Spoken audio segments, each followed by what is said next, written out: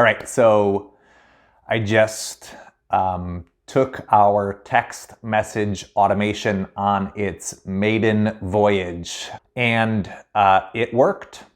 The message went out. Some people got it and jumped right into the live stream. And then even after I stopped live streaming, a few people have already watched the replay because of that text notification, which is a win. That was the goal, is to build a system that allows me to, better serve my subscribers, my members, by letting them know that a piece of content has been released or a live stream is about to take place, and create a new channel for communicating to those people. So by that measure, this project has definitely been a success. But I guess the reason I'm feeling some hesitance, some resistance right now, it didn't take the shape that I expected. Well, first of all, I really didn't know how it was going to turn out, but I believed I would use plus this, or maybe we would use fix your funnel. And I thought that I would have some creative system that would allow me to modify the message before it goes out. So those were things that I thought would be true, and neither of those wound up being true. I was dragging my feet on this project. As you guys saw, I was sort of unable to get out of my own way. And so I brought Paul in as an automation expert and a friend of mine who could bring the project to life. And he did. And I'm super grateful for the role that Paul played. He is like an actual genius. His brain is just super impressive. And this project wouldn't have, I don't know how or when it would have come to life without his help. So I want to be clear about that. But the other thing that this project has revealed for me is the next wave of improvements that I would like to prioritize, right? So that's what I'm stuck on. That's the conflict I'm feeling, is I'm happy about the progress, but I'm now aware of the things that I couldn't have articulated beforehand because I just didn't know what I didn't know. And I think there's a lesson in there. Sometimes it's only by getting started that the details that are important to you will sort of start to appear or emerge. So for example, we use the native Keep SMS text messaging tool, which does not allow me to send messages to anyone who's outside of the US, which, I have plenty of members and customers and subscribers who are outside of the US. As I've talked about this new feature and told my members, hey, this is, something we're setting up, I've already had, members who are in Canada, Australia, the Netherlands, raise their hand and say, what about us? So that may be something that I pursue in the near to short-term future or medium to long-term future. I'm not sure yet, but that's definitely something on my to-do list. But I'm glad we didn't let it get in the way of launching, because we're at sort of a first beachhead for this project. And that's weird for me to say, because I wanted this to be neat and tidy. I wanted this to be like a bow that we tie on the end and say, okay, we're done. And it just isn't that. But I think the reason I'm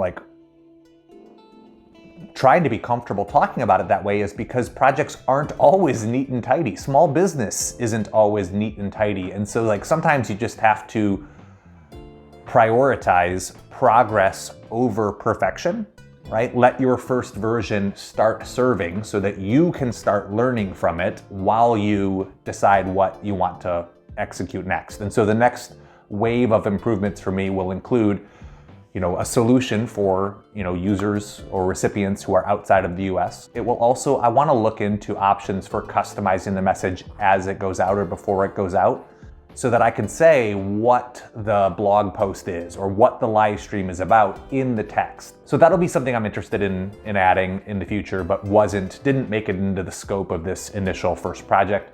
And then finally, it keeps SMS features 4 cents per text message, which is fine at super small volumes, but my understanding is there might be ways to dial that cost down as well if I go directly to Twilio or use one of those other tools that integrates with it. So shout out to Paul for helping bring this project to life, and just a let me serve as a reminder to all of you who are proud of your business, as you should be, that it doesn't have to be perfect. And sometimes perfection, or the pursuit of perfection, can be this fruitless endeavor that slows down our progress, or gets in the way of our progress. And so if I had tried to only build this project when I was ready, or when it was perfect, or all the details were clear, who knows how much longer that would have taken. And I think that's probably a good segue into the other half of this project, which has been sort of the exploration of and like conversation around the mental health side of entrepreneurship. As a crusader for mental health, myself, my brain is diagnosed borderline personality disorders. That's something I have to manage. I would say have the courage to know yourself and seek help when you need it. One of the scariest things is accepting contribution from others. And it takes a really big person to acknowledge that there's something going on and I need more help than I or my inner circle can provide. So you got this. And usually most states have programs, at least in America, where you can apply for assistance and whatnot if you don't make a whole lot of. I know that Arizona prices on a sliding scale.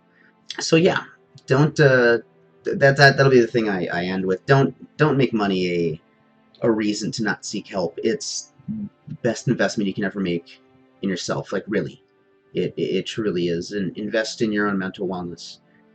You can do it. Be brave. I believe you. This, as I called out, is a small, maybe a medium-sized project, right? And one that I am perfectly equipped to handle, or was, or have been perfectly equipped to handle, but I didn't, or I couldn't, for one reason or another. I have the technical skills, I have the tools, but I just couldn't get out of my own way. And I know that so many other entrepreneurs, so many other small business owners have their own version of that. And so I guess I want to just encourage you to be patient with yourself and to give yourself some grace, some forgiveness. I just think it's more normal than we realize. And so by having these conversations, my hope is that we'll start to realize how much we have in common, and that shared sense of connectedness can serve us all. And there's something about that to me that feels encouraging, that feels uplifting.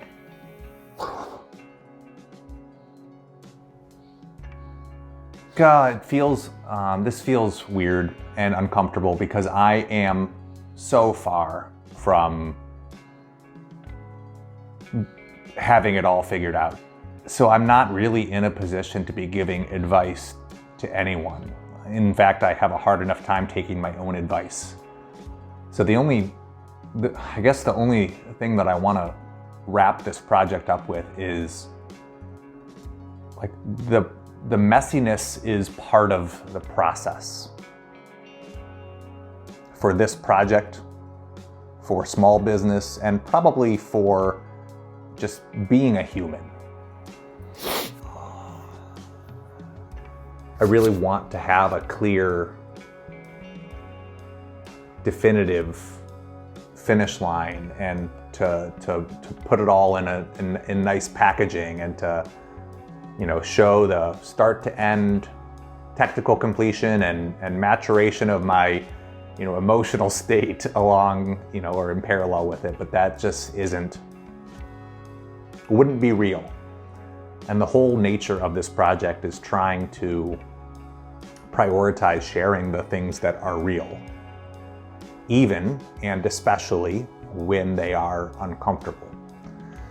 And that, I think, is maybe one of the most important lessons I have learned as a small business owner, is to allow yourself to get uncomfortable, to be uncomfortable, to lean into the things that make you feel uncomfortable.